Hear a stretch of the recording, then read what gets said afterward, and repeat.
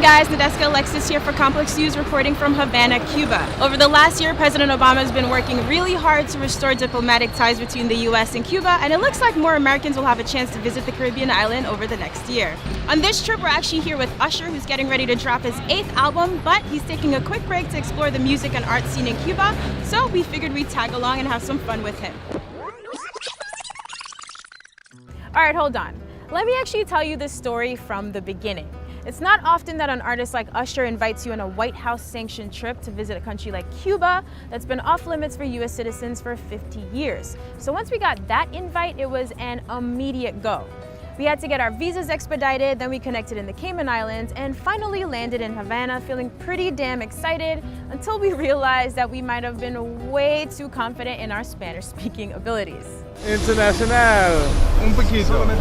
Habla despacio y bueno. Cuba. Policía.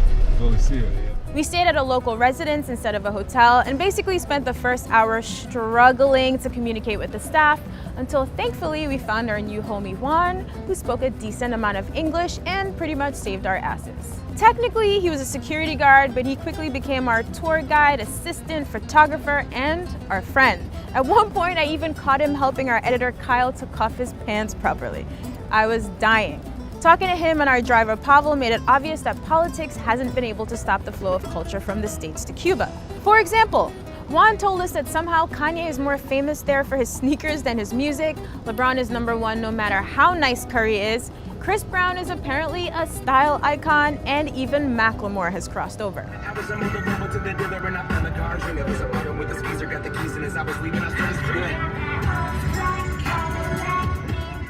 Anyway, after grabbing some food and doing a little sightseeing with Juan and Pavel, our first adventure was joining Usher at a block party in a neighborhood called Regla. And Juan was right there in the middle of the chaos, making sure we didn't get crushed. I want to know what you were feeling in this moment, because it was pretty surreal just to watch it. Just an exchange. You know, once again, making the connection with the people that's real.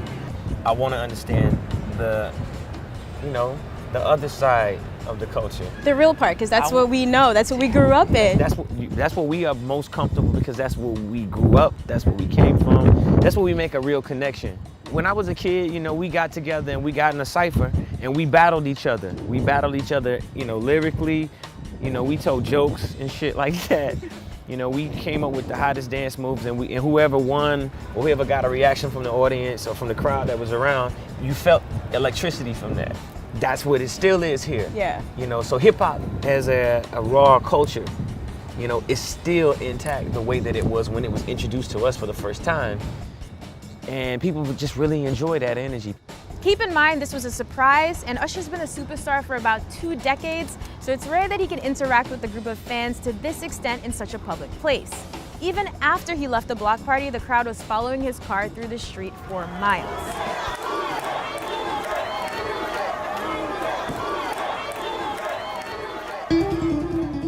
Later that night, we had a private dinner with him and his team, and afterwards, Juan told us that he almost passed out when he'd first seen Usher at the hotel. Guess I'd forgotten to mention why we were actually in Cuba. My bad.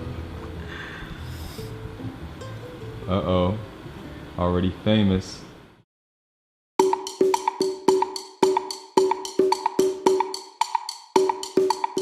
Our next field trip with Usher was checking out a performance from Havana's famed Compass dance group. Just like the block party, he actually got involved and had a really great time dancing with everyone.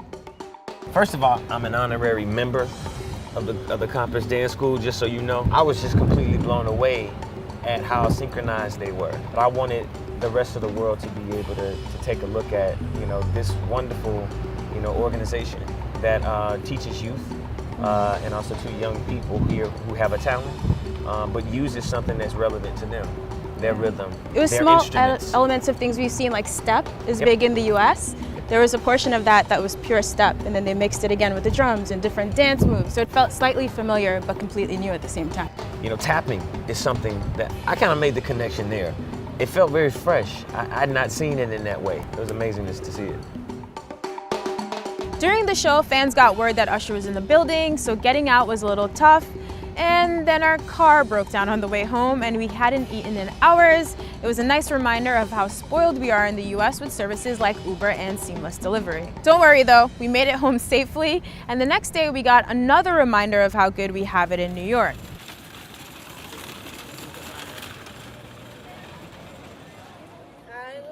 Juan and Pavel took us a few blocks from the Compass Dance Academy to show us where locals gather to access internet.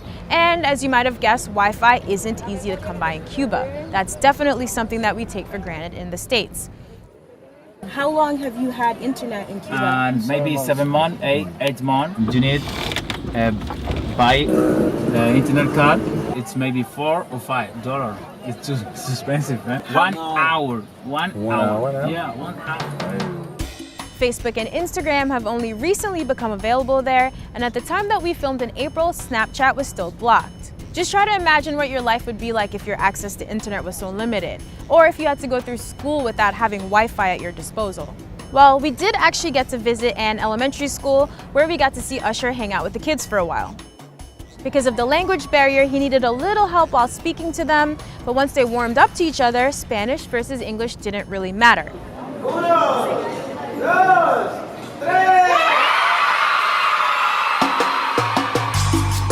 As their substitute teacher for the day, that was my opportunity to let them know, listen, you can loosen up a little bit. I want you to make as much noise as you possibly can. It was just allowing them to have fun.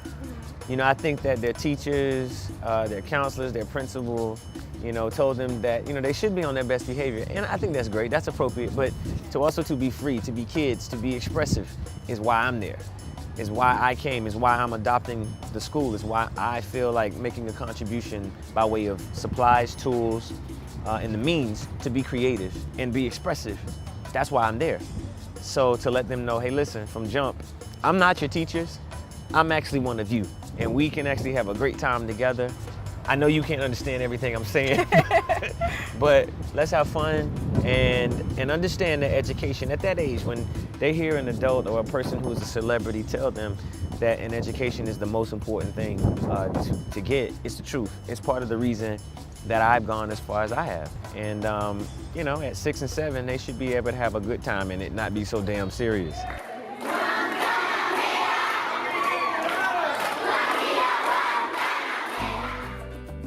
After visiting the school, we wanted to do a little sightseeing of our own since it was actually our last day in town.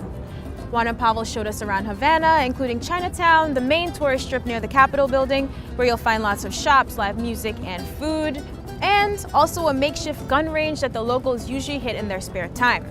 For the record, we were just shooting pellets, and this wasn't one of my finest performances, but my coworkers did pretty well. For such a quick trip to Cuba, we managed to see a lot more than we expected, and getting to spend time with both Usher and our new friends Juan and Pavel made the experience more well-rounded. On our last night in town, they took us to kick it at El Malecon, a beautiful strip along the ocean, which is actually about 90 miles off the coast of Florida. That's the spot where locals hang out, have drinks, play music, basically what you do with your friends in your neighborhood on a Friday night. I've traveled a pretty good amount, but this trip was easily one of the coolest experiences of my life, and it was nice knowing that Juan and Pavel had a good time chilling with us as well. Today, Usher put his arm in my shoulder, man. Wow! Every celebrity come here, they just come here for vacation. No, not for share with people like Usher. When the Cuba people see this celebrity come here, just see a hope to improve, because the trouble it's between the government, not the people. Although Juan and Usher have clearly lived very different experiences, it was encouraging to find out that they share the same sentiments about the relationship between the US and Cuba.